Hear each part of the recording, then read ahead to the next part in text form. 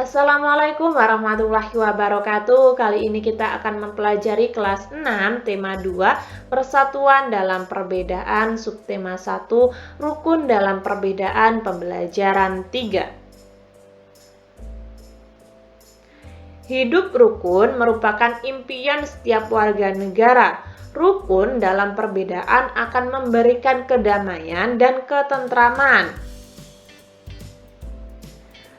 Talikan pitanya. Nah, di sini ada permainan yang menggunakan kerukunan ya. Talikan pitanya.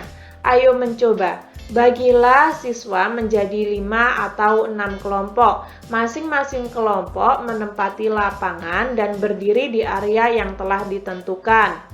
Secara bergantian, setiap anggota kelompok harus membawa pita dan menalikannya pada batok kayu di ujung lapangan. Saat peluit ditiup, setiap anggota di baris depan berjalan cepat membawa pita ke arah patok kayu di ujung lapangan. Anggota yang berada di depan bersiap-siap untuk berjalan. Anggota yang berjalan kembali ke arah barisan langsung menempati tempat di belakang barisan. Permainan ini berlangsung selama sekitar 15 menit. Kelompok yang menang adalah mereka yang berhasil menalikan semua pita dalam waktu tercepat.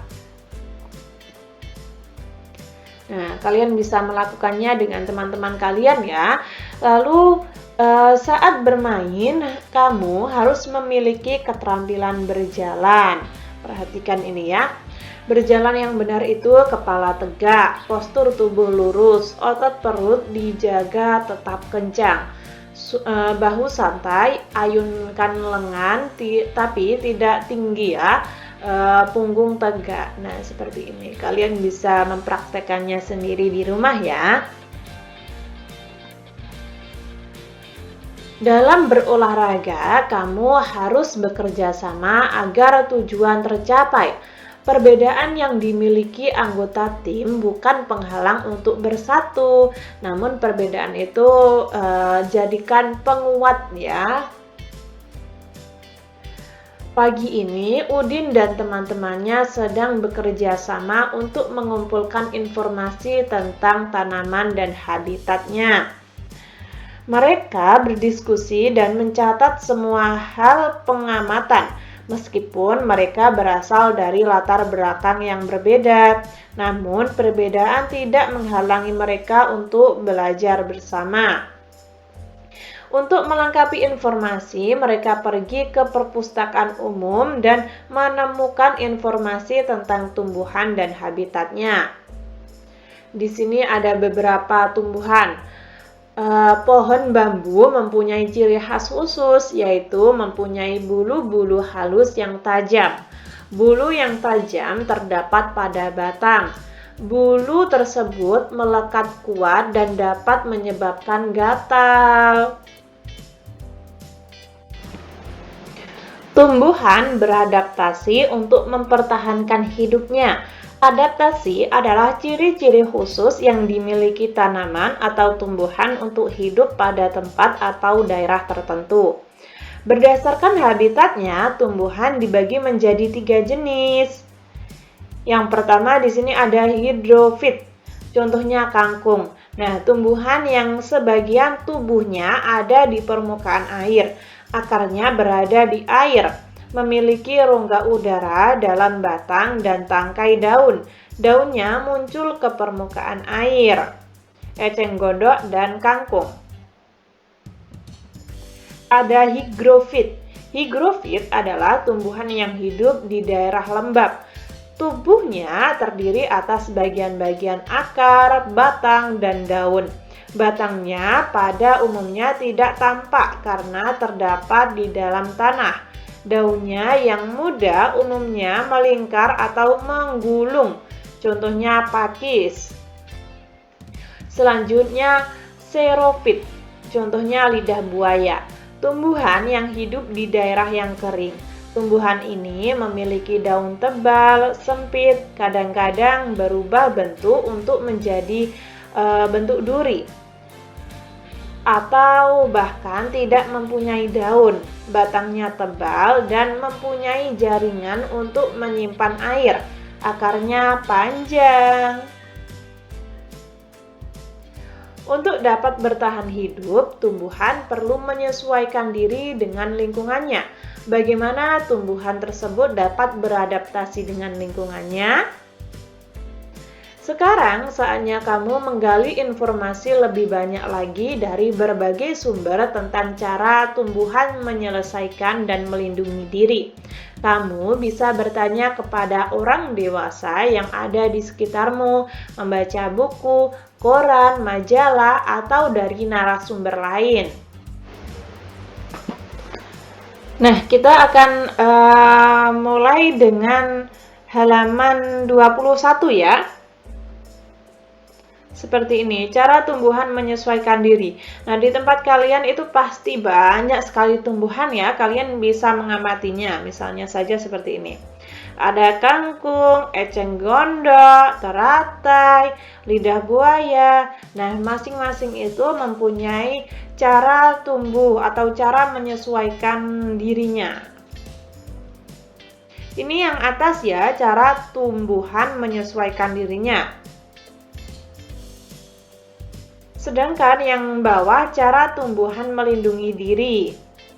Nah, ada kantong semar, nangka, putri mau. Nah, seperti ini ya.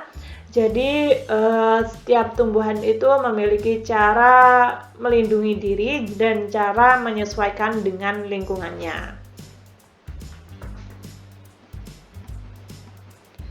Lalu, di sini ada bacaan tentang Proklamasi Kemerdekaan Indonesia. Proklamasi Kemerdekaan Indonesia memberi makna yang sangat penting bagi bangsa Indonesia. Sejak teks proklamasi kemerdekaan dibacakan, rakyat Indonesia memiliki negara merdeka, berdaulat, dan bermartabat. Tonggak sejarah tersebut tidak akan terjadi apabila tidak ada anak bangsa yang berani memproklamirkan kemerdekaan. Mereka adalah pejuang bangsa yang tidak pernah dilupakan. Berikut adalah para pejuang bangsa yang telah berjasa terhadap kemerdekaan Indonesia. Insinyur Soekarno merupakan salah satu orang dalam mendirikan negara Republik Indonesia sebagai negara berdaulat. Bung Karno lahir di Blitar, Jawa Timur pada tanggal 6 Juni 1901 dan meninggal di Jakarta pada tanggal 21 Juni 1970. Bung Karno menyusun konsep teks proklamasi di rumah Laksamana Tadasi Maida bersama Bung Hatta dan Muhammad Soebarjo. Ia kemudian menandatangani teks proklamasi atas nama bangsa Indonesia bersama Bung Hatta. Bung Karno membacakan teks proklamasi kemerdekaan Indonesia di kediamannya di Jalan Pebangsaan Timur nomor 56 Jakarta. Yang kedua, Dr. Andes Haji Muhammad Hatta atau Bung Hatta lahir di Bukit Tinggi, Sumatera Barat pada tanggal 12 Agustus 1902. Beliau wafat di Jakarta pada tanggal 14 Maret 1980 pada usia 77 tahun. Bung Hatta menyusun konsep teks proklamasi bersama Bung Karno dan Muhammad Soebarjo. Ia ikut menandatangani teks proklamasi atas nama bangsa Indonesia bersama Bung Karno. Muhammad Hatta adalah wakil presiden pertama Indonesia. Selain itu, beliau adalah Bapak Koperasi Indonesia. Selanjutnya, Ahmad Soebarjo lahir di Karawang, Jawa Barat. Pada umur 82 tahun beliau wafat. Beliau adalah Menteri Luar Negeri Indonesia yang pertama. Ahmad Soebarjo merupakan salah seorang tokoh dari golongan tua yang berperan dalam mempersiapkan proklamasi kemerdekaan Indonesia. Ahmad Soebarjo ikut menyusun konsep teks proklamasi di rumah Laksamana Tadasi Maida bersama Bung Karno dan Bung Hatta. Laksamana Tadasimaeda sekarang. Beliau adalah seorang perwira tinggi Angkatan Laut Kekaisaran Jepang. Beliau membantu persiapan konsep teks proklamasi kemerdekaan dengan mempersilahkan rumahnya digunakan untuk kegiatan yang sangat penting. Di rumahnya berkumpul para tokoh bangsa yang berjasa besar. Walaupun beliau orang Jepang, beliau rela membantu Indonesia karena simpati terhadap rakyat Indonesia. Wow, keren ya. Selanjutnya, Sukarni. Nah, Sukarni lahir di Blitar. Beliau wafat di Jakarta pada usia 54 tahun. Nama lengkapnya Sukarni Kartodiwirjo. Sukarni adalah seorang tokoh pemuda dan pejuang yang gigih melawan penjajah. Sukarni mengusulkan agar yang menandatangani teks proklamasi adalah Bung Karno dan Bung Hatta atas nama bangsa Indonesia. Yang selanjutnya Fatmawati. Nah, Fatmawati atau Ibu Fatmawati lahir di Bengkulu dan meninggal di Jakarta. Beliau dimakamkan di Taman Makam Pahlawan di Kalibata, Jakarta. Fatmawati menjahit bendera pusaka Sangsaka merah putih yang dikibarkan pada upacara proklamasi kemerdekaan Indonesia. Yang terakhir, Sayuti Melik adalah tokoh pemuda yang juga sangat berperan dalam proklamasi kemerdekaan Indonesia. Sayuti Melik mengetik naskah proklamasi setelah ia sempurnakan dari tulisan tangan Bung Karno. Nah, itu adalah orang-orang yang sangat berjasa bagi kemerdekaan Indonesia ya. Setelah itu, proklamasi kemerdekaan Indonesia dari bacaan tadi tuliskan dalam diagram ini. Saya akan memperbesar apa yang terjadi. Yang terjadi pada bacaan tadi adalah sejak teks proklamasi kemerdekaan dibacakan, rakyat Indonesia merdeka, berdaulat, martabat. Mengapa? Karena menjadi kesepakatan bangsa Indonesia untuk membebaskan diri dari penjajah Jepang. Mengapa bangsa Indonesia merdeka? Siapa yang berperan atau siapa orang-orang yang menjadi tonggak bangsa Indonesia pada zaman dahulu? Nah, seperti ini. Bagaimana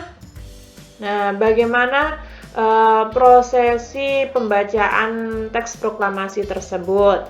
Kapan teks proklamasi dibacakan dan di mana? Nah, seperti ini ya. Ini ada pada halaman 24.